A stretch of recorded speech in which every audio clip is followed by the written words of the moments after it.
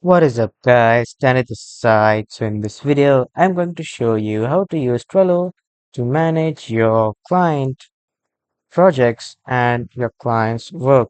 So first off, head over to Google or any browser and then in the search bar, type in Trello. And after typing, you will see this first official link of Trello. Simply click on it. After clicking, you will be welcomed to the home page of Trello. So if you are new to Trello, just simply sign in or log in with your email and password. And after that, you will be able to access Trello.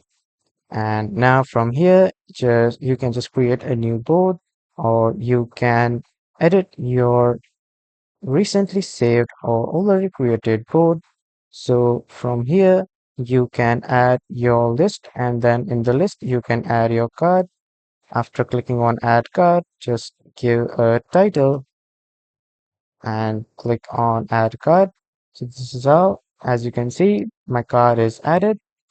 And from here, when I click on edit card, I can open my card, edit the labels, I can change the members, I can change the cover, I can edit the dates, I can move the card to another list.